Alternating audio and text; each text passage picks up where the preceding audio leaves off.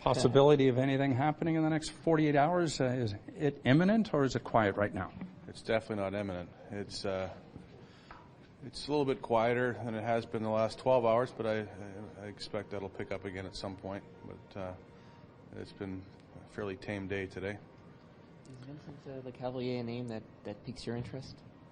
Yeah, Vincent's still under contract to another team, so until that is not the case, we're not in a position to talk about him.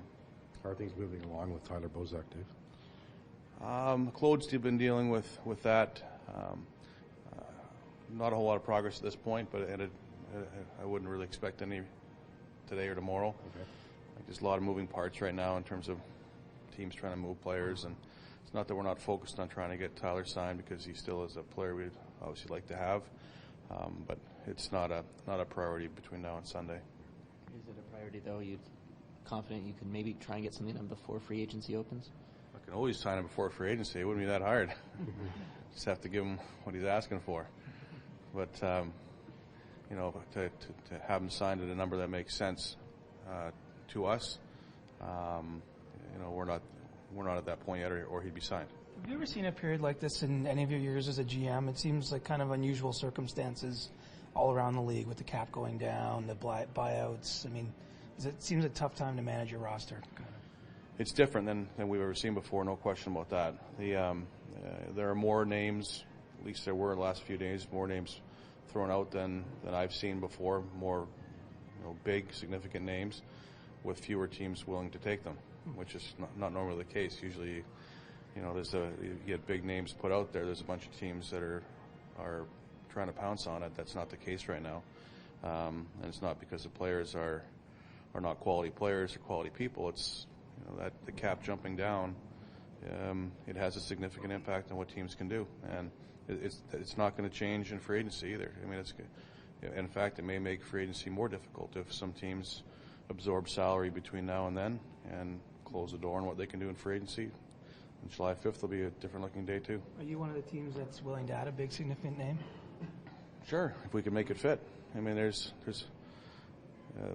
we're not saying it has to be any type of player or any type of salary, but we're no different than any other team. We have to operate within that same framework, and that $6 million coming off the table makes it a lot more difficult than when most people would expect. And I think that everybody is starting to come to the realization that it'll be difficult to do.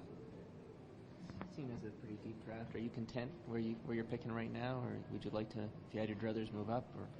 Yeah, you'd like to move up, but the scouts feel like there's going to be a quality player there at 21. I mean, there's obviously the high end that is at the very top of this draft, and everyone would love to jump in and get a piece of that, but that's probably pretty unlikely for us. I think we're probably going to pick where we are right now. Would we look? We have talked to some teams. And we have been offered or had picks discussed that were further up the draft order, but at this point, there's nothing in place for that. Might be 12 centers perhaps going in the first round. Do you see the club maybe going in that direction, given how well you've done with defensemen the past few drafts? If the best player available is a center, then we'll take him. If the best player available is another defenseman, then we'll stockpile another one. The odds of us picking a center are greater because of what you just said, the fact that there are more quality centers available this year that will probably go in the first round. Just the sheer numbers alone make it, I think, a much greater possibility. But we're not going to reach out for one either. If there's a really quality defenseman, center, winger, whoever's there, we're going to take the best player. Is the part of the reason it might be a little bit more difficult to make trades this time around is because you're spread out across New Jersey, basically? You're not all in the same place at the same time? That might be a little bit a small part of it. I don't think it's a significant one. I've talked to pretty much every manager in the last 24 hours.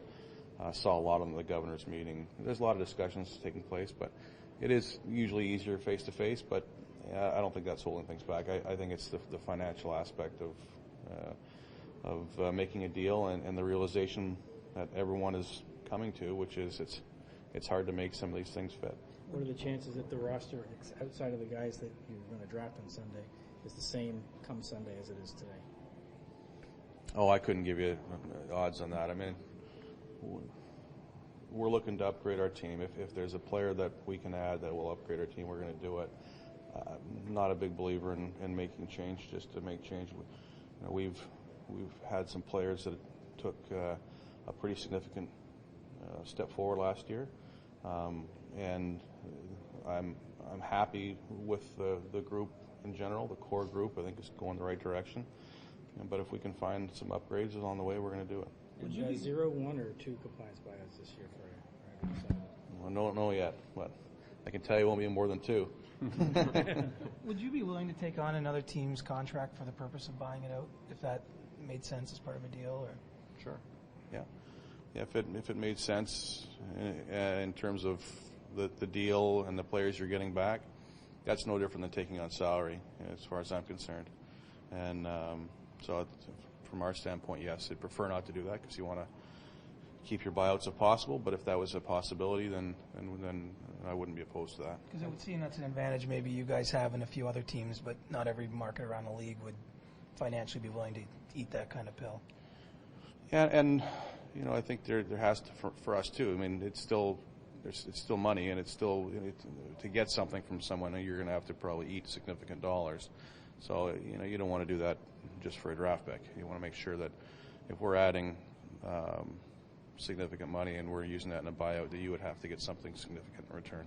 Has the league ever told you that wouldn't be in the best interest of the game or anything like that? No. Has anybody weighed in? No, it's perfectly, it's perfectly legitimate, and it's not prohibited. If the player is on your reserve list, you can buy him out. Dave, would it have to be a special deal for you to give up Dion Phaneuf in a trade, considering he's the captain of the team and the role that he's taken on over the last, I guess, especially last year with the minutes he was playing? He's done a very good job for us. I think Dion gets a bad rap by some people in Toronto, but he took a big step as well for us last year, and he was a significant part of our team. I don't envision moving Dion. I think he's going to be here. With that said, as I said coming into this, we can't say that there isn't a player that we wouldn't move if it actually benefited the team. And I think all of our players understand that, and they expect it. We want to become a championship team. We want to be a team that has a chance to compete for the Stanley Cup. And if we're lopping off 4, 5, 6 guys that we're totally not unprepared to move, then we're limiting our chances to get better. So do I foresee that happening? No, I don't. But I think every player has to be available. It doesn't have a no trade, no move if you want to try to get better. So you're saying that there are really no untouchables on your roster right now? I think I've said it before, I think it's a foolish word in pro sports. Untouchable. Very few players, I think, around the league are untouchable. There has to be a price tag for everybody. But you have to factor everything in. It's the on-ice play. It's what does a player mean to the organization, to the city, to his teammates. I think you throw all those things in before you decide to make a move that will impact the franchise. There are players that are difficult to move, that are not being shopped, that it's unlikely you would move. That's a different thing than being untouchable. I think untouchable is a word that I don't believe in. Does that include prospects already within the organization as well? Sure. Yeah. Given the Bozak negotiations, do you see this going as close to July 5th, given what they want, given what the Leafs have offered? I see it going beyond Sunday because I don't think it's a point of focus for either side right now. And again, it's not a knock on Tyler or anything like that. If people say, "Are you not interested in signing him?" Yes, we are. We like him. We'd like him to remain a Leaf. But we have to look at the amount of money that we have under the cap, not the amount of money that we could spend, the amount we have under the cap, and how do you allocate that and be competitive? That's the number one focus for us. So I'd love to get Tyler signed. I don't think it's something that's going to change between now and Sunday. Between Sunday and the 5th, I think after that, then there might be some more traction. Okay, with Dion, I know you said it's been quiet, but is he a name that's generated some of the activity and some of the phone calls that have come in your direction? Not at this point, no. When it comes to your philosophy of the draft, you're draft the best player available in your mind, right? But do you have a philosophy of if you get better than 2 out of 7, you've had a good draft? I mean, do you look at it sort of down the line, look back at the drafts you've had, and identify what you did right and come back? Yeah, you do. Again, first round's different than 2 through 7. you really want to make sure you hit on your first round pick. The odds are obviously much better. But once you get 2 through 7, you might change your philosophy a little bit. You might go by position or skill set. Someone that has something that stands out that you think you're missing as an organization.